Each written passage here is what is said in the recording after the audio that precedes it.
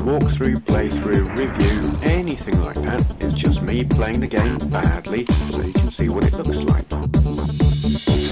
Right then, this is a response to markvergeer's "What is your favourite racing game?" open tag. The first one, because racing games are ouch. No, racing games aren't ouch.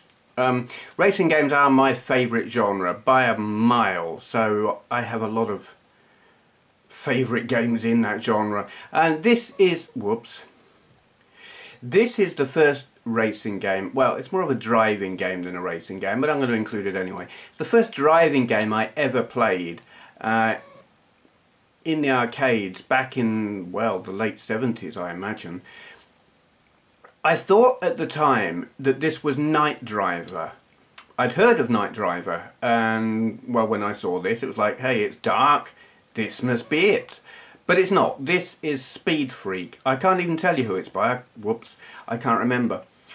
You basically, well, it's vector graphics, as you can see. You had a steering wheel, which was, I think it was one of those like uber loose ones that you could just spin around. It was certainly very, very, very responsive, over responsive, and it definitely is here. I'm playing it with a PS2 pad and it is really bloody difficult to stay on the road. It's just over responsive. I tried plugging a PS2 wheel into it and it was ridiculous. It was unplayable. Whoops. God. Yeah, but I loved it in the arcades. Seemed to be a bit of glitching going on there. It was just, there was something really special about it, and I think it was the kind of semi-first person perspective of it. You actually felt like you were in the game, rather than, well, at the time most driving games that I'd seen were like top-down kind of things, like, well, Dodge 'em, where you got cars driving around a maze that were like a precursor to Pac-Man. So when I saw this, apart from the fact that I loved vector graphics anyway, I was gobsmacked, and I played it quite a lot. And it's one of, yeah, there we go. It's one of those forgotten games, I think. You don't see it in any compilations or anything where Night Driver and stuff like that appear quite a lot. This, who's ever heard of it? Not many people, I think. But I love it. That is Speed Freak. I'm playing it on MAME, obviously.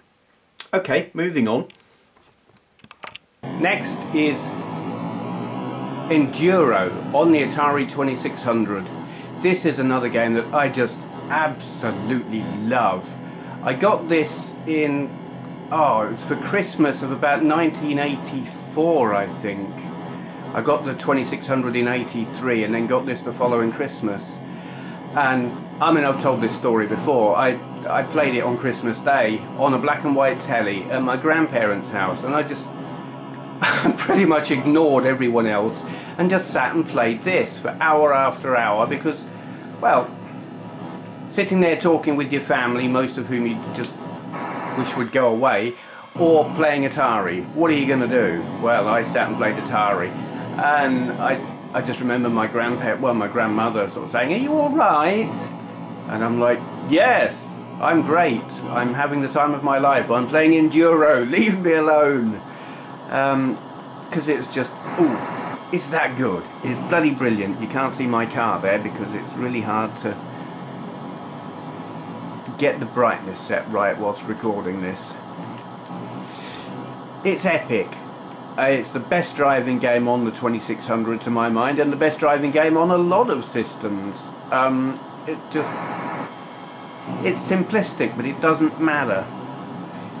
The road is just like, yeah, it's a couple of curved lines with a little squiggle in it to show movement, and the cars are just little, well, whatever, chunky things. But less chunky than the competition at the time, because pole position on the 2600, when compared to this, in terms of playability, controllability, and just the way it looks, is just a bloody joke. So, yes. The whole changing time of day as well was such a, it was a new thing to me at least, and I think on games in general. Seeing the colours in the sky and the time of day and the changing weather and everything, it was just epic, and nothing, there was just nothing to compare, nothing to compare with it. There you go. It does get dark quickly around here, and we do now seem to be driving in the Antarctic with icebergs in the background, perhaps. Something like that. There we go. Moving on. That is Enduro on the Atari 2600. Okay then, the next racing game that I really fell in love with was Pole Position by Namco. This is one of those games that it is really hard to find a good version of it because the steering on it is so precise, or needs to be so precise, and playing it with a D-pad or an analog joystick just doesn't work. Even playing it with a steering wheel on, say, the Xbox, doesn't work. You don't have the precision that you need. And so as a home conversion, it has always been problematic to my mind until I came across this version, which I have done a video of before, where I actually played it really well, because I practiced a little bit, which I haven't done here. And this is on one of those Jack's Pacific thingamajigs, a little plug and play joystick where you twist the joystick and it functions as a steering wheel, and it's brilliant. It's the actual quality of the graphics coming out of the thing are not top notch, I don't think, but the gameplay is bang on and I love it. I played this in the arcades, this and Pole Position 2, and the funny thing is I never had the opportunity to compare them. I didn't really know what the difference was between Pole Position 1 and 2. Oh dear. To me they seem to be pretty much the same game, and the differences are, well, fairly minor really, but I loved it. There's something very direct about it. It is just, here's your circuit, one circuit. Go as fast as you can past the other cars. You can learn the circuit quite easily. A couple of goes and you'll have it sussed. And you can learn where the cars will be on each corner on a given lap. And it is possible to get very good at it. And I liked that. There's something really special about it that you don't get with other arcade racers of that time. Certainly has been beaten since then, massively so, but at that time this was just the dog's bollocks. There you go, Pole Position, arcade game, or Jack's Pacific, plug and play. No other system, just those. Moving on.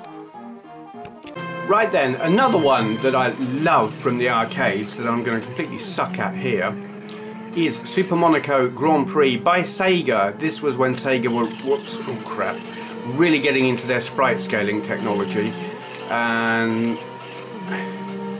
just really kicking out some awesome looking games. And this one, I remember playing in a sit-down cabinet with a manual gear stick thingamajig and, you know, the steering wheel and a big, oh dear, screen, and I forget a lot of what it looked like actually, but it was impressive and I loved it and I played it a lot. You wouldn't think, you wouldn't know that to watch me here. 13th, that's embarrassing. It totally and utterly kicks the arse out of the Mega Drive version. It's brilliant. It's hard as nails. You basically have to, as you race along, you've got to finish a sector above, like, oh dear. I've got to finish above 20th, or is it that I'm in 20th and I've got to finish above whatever? Oops, I've got to finish above 20th, something like that. Yeah. Oh crap, it's hard, but damn, it looks good. I love those flicky signs there. At the time I had no idea what flicky was, but now I know it's that Sega arcade game that you can get on the Mega Drive and assorted compilations and other things that's really quite fun. Oh, there was another game that I just can't get running adequately on the on MAME, that I would love to include in this, and that is Radmobile. Not to be confused with Rad Racer on the NES, but Radmobile. It used this sprite scaling technology. It was like, it was the last thing they did, I think, using that technology before everything went 3D. And I played it in the arcades and thought it was fantastic.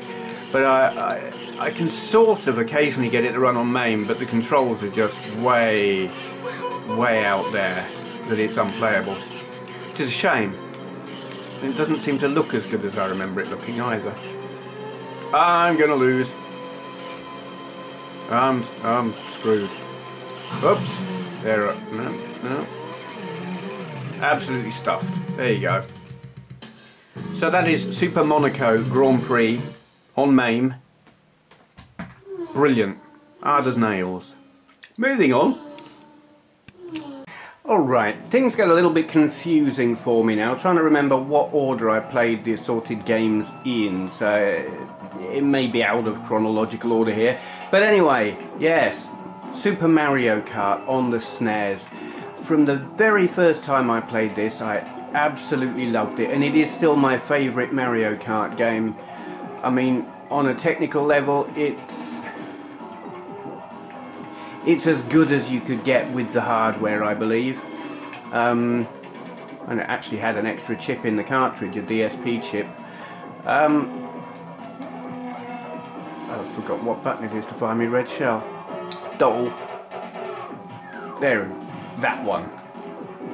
It is all, I mean, words fail me with this game. It is so incredibly intuitive. There I was, I mean, I haven't played this thing in donkey's years, and my second press of a random button got the right one. I know the shoulder buttons will make me hop, and that's good. And I know that was not a clever move. I like the coins. That seems to be missing from it's like they got rid of that out of the Mario Kart games. And there's no stupid bloody blue shell. And you've got the feather. All these are good things that are, they just make it so special. And a lot of it is missing in the later games. And I remember the first time I played it, I had heard, well, I knew about Mode 7 because I'd played, what was it, F1 Heat or something like that, and assorted other Mode 7 racing games, and they just didn't quite cut it. And then this came out and it was like, yeah, that's epic. It got the Mode 7 background, you know, for the track and the scenery, and then you got the sprite scaling for the trackside objects, and it all blended together perfectly. And I played this to death, and then 2-player as well. Absolutely, it's just perfect. So yes, I like this rather a lot. And I would still rather you can take your Nintendo 64 version and your Wii version and the GBA one's not far from this. On a visual level it's better, but this has a level of magic. And it may just be the colours, I don't know. This is just pure magic that isn't quite there in anything that followed. And they're all great, but this is more great. Right, moving on. I'm going to try and get these in the right order. I'm not recording them in chronological order, but I'm going to try and edit them into chronological order of some sort. The order that I played them in rather than the order that they came out in. Yeah, okay, moving on. Okay then, it's a safe bet that plenty of you knew that this was coming. This is Hard Drivin on the Sega Mega Drive. Played in manual and only on the race circuit, not on the stunt track, because I'm crap on the stunt track. I played this in the arcade. I mean, I've told this story umpteen times, but since I'm going through my favourites, this is a real favourite.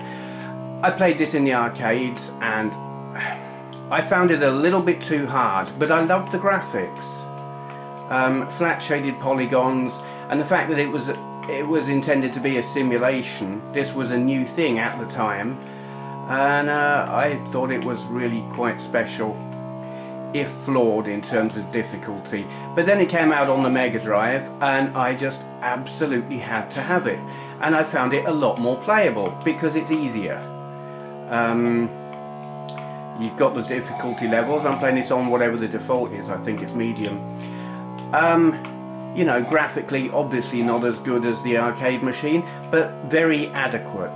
Frame rate is tolerable, you know, it's a bit jerky, but it's good enough, and it's detailed enough that it still feels a good bit like the arcade machine. You know, you can tell you're on a road, you can tell there are cars and lorries and largely what the objects are. It is this three-dimensional computer generated space, and that's what I was into, and that's why I love this game. And this bridge, I mean, this visually was like the most impressive part of the game. I thought, just going under that bridge, loved it.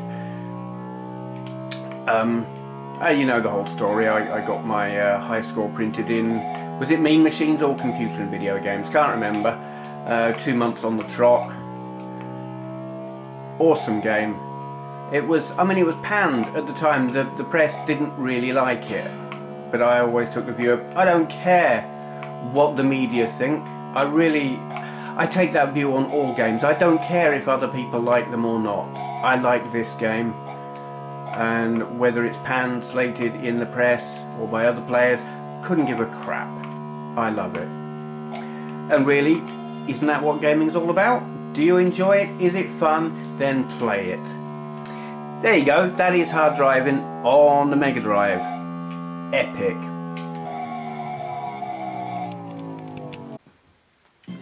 Okay, right, so this is Stunt Race FX. This is another bloody awesome game, and I can't remember what the controls are. It uses the Super FX chip, and at this point I was used to a certain amount of 3D on, well, I'd played Hard Driving on the Mega Drive, and I think an amount of 3D, I think I had an Amiga 600 by this time. But this was I'd played Super FX games as well, Star Fox, but it was like, yeah, here we are, 3D flat shaded polygons on a Super FX based game. You can change the view on here. I can't remember how to do it. That ain't it.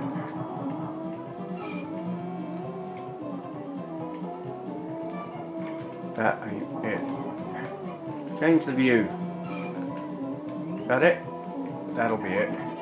First person, that's what I like. Get out of the way. I say I like it, I can't actually see what I'm doing while I'm doing that.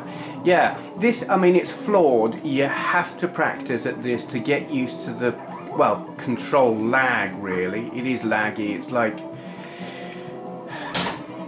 rubber band controls. It's very rubbery, which is possibly why they went for the cartooniness of it, to like excuse the whole rubber feeling of it. But I grew to absolutely love this. I'm finding it hard now. It's not one you can just pick up and do well straight off the bat. You've got to get the feel for it a bit, which I definitely haven't done yet. But yes, that is Stunt Race FX on the Super Nintendo with the Super FX chip in the cartridge, and it's, I've forgotten what those things, there are power-ups. I can't remember what they are. I don't care. I'm having fun. Moving on. Okay, this is and has been a favourite of mine for donkey's years. Jeff Crammond's Formula 1 Grand Prix, published by Microprose on the Commodore Amiga. I love this game. I can't even begin to tell you how much I love this game. I don't play it enough. I haven't played it in quite a long time, really, in any detail or, you know, for any length of time. In fact, other than just recording videos. The thing that makes this game, well, it's 3D, and on this Amiga it's nice, fast, relatively smooth 3D, and it's got that thing that they've got on Gran Turismo, which is a gear indicator that tells you what gear you should be in to get around a given corner. That makes a world of difference to a game if you're driving in manual gears, which I like to. I'm at Adelaide at the moment. I miss the Adelaide race. I mean, they've got where do they race now? Melbourne, and it's just not the same. Adelaide was great. You don't really get the feel for it on here like you do on Formula 1 on the PS1. But nevertheless, I wanted to play a circuit other than Monaco, which is where I usually opt for. Yeah, I used to have a couple of friends come round every week and we would play this, where you took turns. The computer would take over for you and you would pass the joystick over to your mate and they would get their go, and you could select, oh god, I'm stuck against another car. You could select how many goes each player got over the length of a race, and I think we had it set to like 3 goes each or something like that. And it worked really rather well. Oh dear. Unlike my driving at this moment. Yeah, played it to death back in the day. Don't go into the pits, you don't want to do that. Oh dear, span out. Whoops. Come on. It's not as visually impressive as, say, Virtua Racing on the 32X, even with this 060 processor, because there aren't enough colours. This was programmed for the Amiga 500, which, you know, had a very limited palette, so even with my super duper processor in this Amiga, it's not going to compare with the later stuff, even though I have been able to hack it and change the colours and names and stuff of the cars and the frame rate. But it's just an epic, awesome, brilliant racing game that I love. I need to get more practice at this. Whoops! Yeah, a bit of extra downforce on this car wouldn't go amiss, I think. Although I'm in slow corners, it probably needs softer suspension or something. That is how not to play it. Anyway, there you go. Jeff Crammond's Formula 1 Grand Prix by Microprose on the Commodore Amiga. Right, taking a step up from the Mega Drive, and indeed up from the Super FX chip-powered stuff on the SNES, here's the game where I forgot what the controls are, and I'm playing it in manual. That's probably not clever. Oh. Okay. It is a Virtua Racing Deluxe. I've just about reminded myself of the controls now.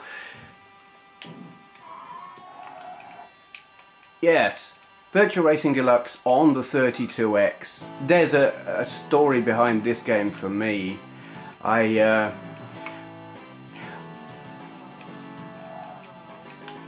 I'd read all the magazines about the arcade game, or rather seen pictures of the arcade game in the assorted magazines, and could never find the arcade game. And then the 32X came out and this was on it, and I got it. I bought it for myself one Christmas, but it was actually a really sad Christmas. I just split up with my girlfriend at that time, and I sat there playing this all Christmas Day, crying my eyes out. And it took a lot of playing this after that to not get a melancholy feeling whenever I played this. I'm well past that now, but I mean, I just loved this. It was the epitome of flat shaded polygon style racing games that you could get on a home system, and it stayed, well, it stayed that way right up until they released this game on the PS2. And there are those who don't really like that version. I do, but this is the one that I played back in the day. Really the only thing that lets this down from the later PS2 version is the screen resolution. And some aspects of it I like more. I prefer the engine sound on this for some reason. Yeah, it's an epic game.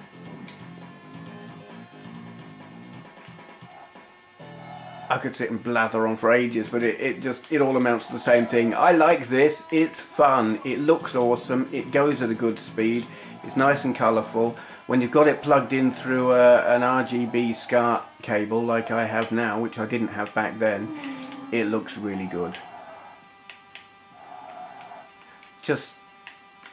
It took racing games to a whole different level. Love it. So that is Virtua Racing Deluxe on the Sega 32X. Moving on. So this one should be glaringly obvious what this is. It is Ridge Racer on the PS1, and I'm having to remind myself, D-pad, there's no analog. Yeah, this was the first game I got on the PS1. I played it in the arcades, loved it to bits.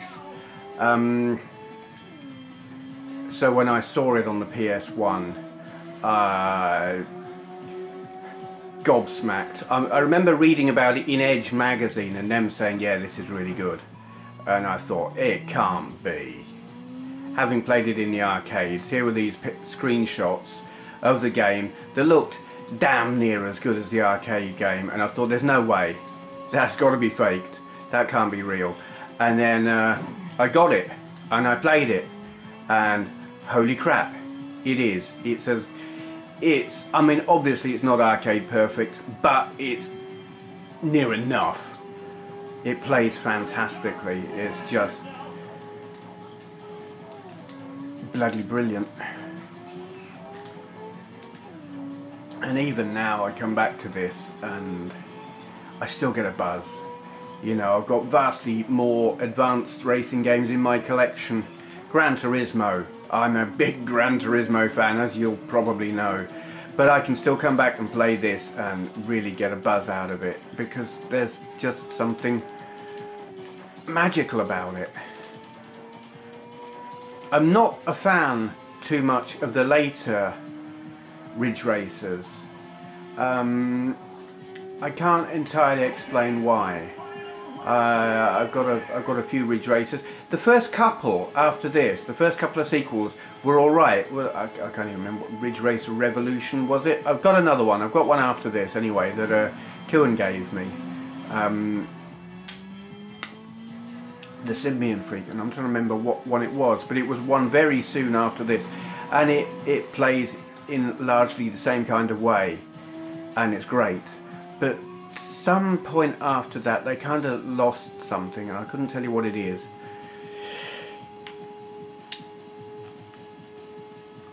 Was it Rave Racer? It might have been Rave Racer. Anyway, yeah, this. Whoa! It's just epic. What position am I in? Third. It's alright. I did beat this back in the day. I kicked the arse off it, if you can believe that. I got the black car and everything.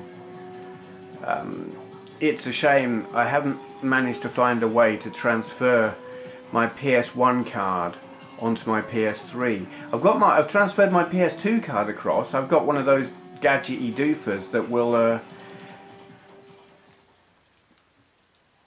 let you read your PS2 cards onto your PS3, but it won't read the PS1 cards, and that's a damn shame. But there you go, that is Ridge Racer for the PS1. Epic, fantastic, always loved it from the word go, and still do.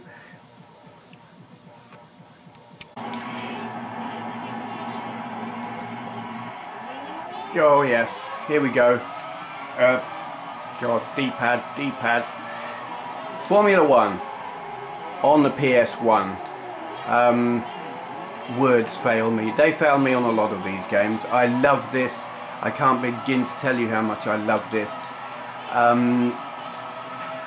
After I got a PS1 and several of my friends got PS1s as well, we stopped playing Jeff Crammon's Formula One and started playing this, we'd have all-night sessions. It was Wednesday night usually, which was an odd night for it, but there it is. I think it was anyway. Yeah, and we would play this because it could play link up. It had a link up mode, and we had link cables, and we would play head to head, and it was just epic. And it was a treat playing this after Amiga Formula One, just for the whole texture mapped graphics thing. It was such an immense step up. I mean, looking at it now, it's kind of basic and primitive, but whoops, it just didn't matter. And it still doesn't. It plays brilliantly. I still love the way it handles. It's such a good balance between arcadey, you know, throw it around, run into stuff, it doesn't matter too much, and simulation. You can go into this and alter your setups and stuff, which we did. We had all our own setups, and we would do full race distance and race a whole season over a matter of weeks and, well, months. Love it. Trying to get decent video footage of it is not easy. I think this camera seems to be doing alright, where my previous one not so much. Yeah, Formula One by Psygnosis on the PS1. Brilliant. Okay then, on the Sega Saturn, and I've forgotten the controls, that. You? There. Right. It is Sega Rally on the Sega Saturn. Love it. Absolutely love it. I'm not really big on rallying games. This, I played it in the arcades and loved it. So when I eventually got a Saturn, which was, well, they were retro by the time I got one, but I loved it. It's not arcade perfect by any means, but it's good enough. It's good enough that you know you're playing Sega Rally and not, well, V-Rally, which I also like, but it's just totally different. Yeah, there is something about this. The frame rate is something. I've got a PC conversion of this, and it just doesn't work right on my computer. It goes fast, then slow, then fast, then slow, and just it's wrong. It's broken. This, oh, I'm doing really badly, but I love it. Yeah, let's have an internal view. Finish. Yay. I don't know if I would do better with an internal view. We'll try the next stage and find out, maybe. Probably. I very rarely play with an external view. In fact, I think Virtua Racing is the only game I play intentionally with an external view. I'm actually better on V-Rally with an external view. Not V-Rally, Virtua Racing, but this and most other games give me an internal view every time. Yeah, that's better already. Whoops, he says as he piles into the scenery. It's... oh, I'm loving this. It's so... the frame rate is just excellent. It makes it so... oh, come on, give me more bloody time than that. You're having a laugh. Yeah. I want to play more. I want to have another go. I mean, it's not... shut up, game over. Just get on with it. Play more. Internal view, please. Thank you. Here we go, having another go. I hopefully have edited. And we'll see if I can do a bit better. Because it's too good to just, like, have one go and then go and record another video of another game. I want a proper go. Whoops. Was that a zebra? Oops. Come on, get past this geezer. Yeah.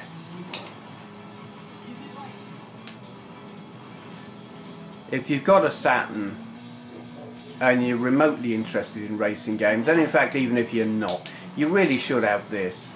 It totally kicks the arse out of Daytona. I mean, there are two versions of Daytona on the Saturn and they really couldn't get either of them right. This just makes a mockery of both of them. Love it. Unlike my driving.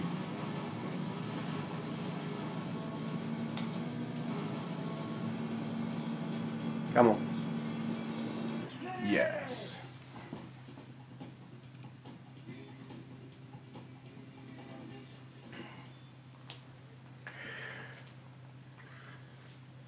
Alright, moving on. Remember the controls? No, I can't remember the controls. How do I change view? There. Right, this is V-Rally 2. I like V-Rally, the first one, but something about this, on the PS1, is just, it's special. And I can't entirely explain what it is. The graphics are, for a PS1, they're incredible. They're really good. Frame rate's great, the handling is great.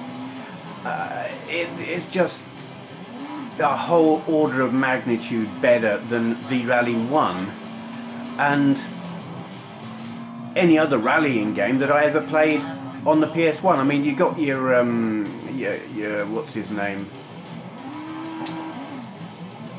Colin McRae, which was really popular, but I just couldn't really quite get into that. Where this, it really hit the spot. And it still does. I'm sitting here playing it now and thinking, this feels great. And it doesn't, I mean, it's got the chunky textures and everything, you know, it's a bit pixelated, it's a little bit low res.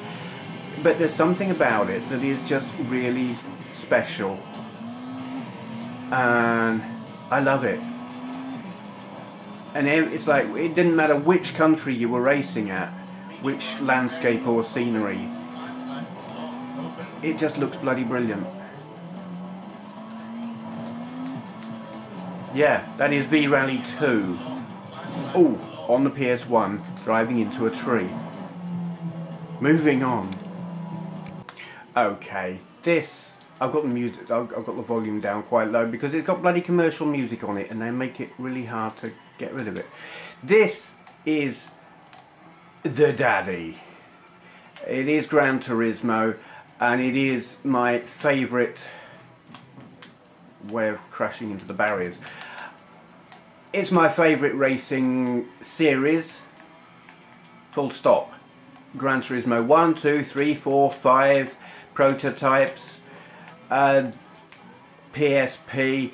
The only one that I feel let down by is Tourist Trophy, the motorbikes one, and then just because, well, there are only like 2 bikes, 3, something like that, that's silly, it needs more bikes. Other than that, epic. But every Gran Turismo, oh dear. Here I am making an ass of myself on my favourite game. How do you reverse? I can't remember. That's how. Yeah. Gran Turismo 5 feels a little bit sterile.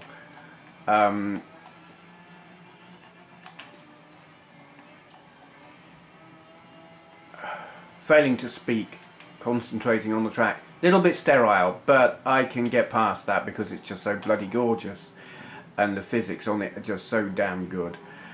But any Gran Turismo, for me, heaven. Love it. Just absolutely love it. Ever since the first one, I've been hooked. 5 is, there are annoyances on 5 that you don't necessarily get on the others. I don't care about the clumsy menus and stuff in between the races. Don't give a crap. I'm annoyed by the updates and the constant asking you, do you want to log on? Where if you haven't updated, you don't want to log on because it just refuses to do anything until you update, and sometimes you just don't want to because it takes bloody forever. That annoys me. But the game itself, once you get into the races, oh, it's so good. It really is. I'm a little bit ticked off that I can't turn this music off, so I'm hoping I'm talking loudly enough over it that it won't cause me any issues with YouTube. Because if you've got commercial music on there, they won't let you put ads on it. And I want to put ads on it because I do. Yeah, but it is any Gran Turismo for me. It's top of the pile. Racing games, it's right up there. There are probably going to be people who are going to look at this set of my favourite racing games and say, What no Outrun? What no Project Gotham? What no, you know, loads of Daytona? There are some games, some racing games, that are considered classics that everybody is supposed to love. Well, yeah, they're great games, but you know what? They're not my favourites. All these ones that I've referred to here and have shown, they're games that I grew up with, that I had that particular system, or that I played in the arcade, that I grew to love through playing them. And there are some that I just didn't. Either I didn't have the console, or the arcade machine, for whatever reason, just didn't do it for me. And some of those are ones that are considered classics. So yeah, controversial, I don't give a crap. You know, these are my favourites, and I'm not going to say that a classic game is a favourite if it isn't. Whoops. I'm doing really badly here. It's the Nürburgring Nordschleife, and I'm in a Zonda R, so it's a bit mental, and I haven't practiced. I've just dived straight in. This car is insanely fast. This circuit is insanely dangerous. And if you're not paying attention and well practiced, well, you'll do silly things like that. There are circuits on here like what's it called? There is a, I've completely forgotten what it's called, the something Speedway, forgotten. It's been on Gran Turismo since day one, and it's my favourite of their original, like, not real world circuits. It's going to bug me now because I can't remember what it's called. Yeah, well anyway, that one that I can't remember the name of is one that I can do with my eyes, well, not quite with my eyes closed, I could probably do it in my sleep. It's totally a favourite. It's funny actually, there are some great circuits in the Gran Turismo series that never made it through. It's like some of them just didn't seem to get off of Gran Turismo 2, that Nordwald or whatever it's called, and there was a, was it Paris or Italy, or I think it was Italy. There was an Italian circuit on there, and an American circuit as well. There are some that just never got through to later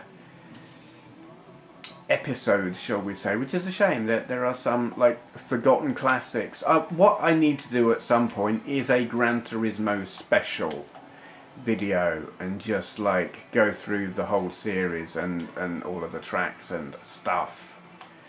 One day. I've been meaning to do it for years and I haven't got around to it yet, so don't hold your breath for that. Anyway, that is it. That is my, I don't know how many I've gone through. I don't know how long this video is. Probably far too long. But these are my favourite racing games. This is my response to Mark Verheer's open tag. What are your favourite racing games? Great tag. Great question. These are my favourites. There you go. If you're going to do a response to it, to Mark Verheer, because it's his tag. Okay, shutting up now as I crash for the umpteenth time. Thank you for watching.